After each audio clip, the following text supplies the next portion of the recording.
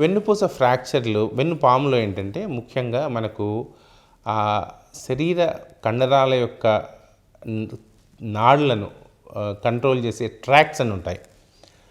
వెన్నుపాము వెనక వైపు మన జాయింట్ పొజిషన్ సెన్స్ క్యారీ చేసే ఫైబర్స్ ఉంటాయి.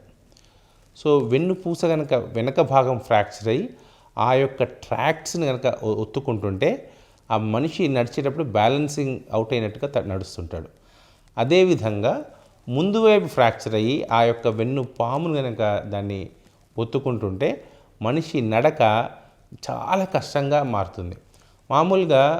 మామూలు నడవాలంటే మనిషికి గ్రేడ్ 5 పవర్ అంటారు, నార్మల్గా గ్రేడ్ 5 పవర్.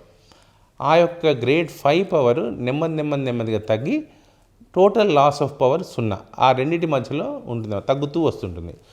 ఎందుకంటే ఆ పూస ఫ్రాక్చర్ పోయి ఆ వెన్నుపామును కనుక దాని లోపల ఉన్న వెన్నుపామును కనుక ఒత్తుకుంటే ఆ యొక్క నడక అనేది మారుతుంది. ఆ నడక మందగిస్తుంది, వీక్నెస్ వస్తుంది, 2 కాళ్ళు చచ్చుబడే అవకాశం ఉంది.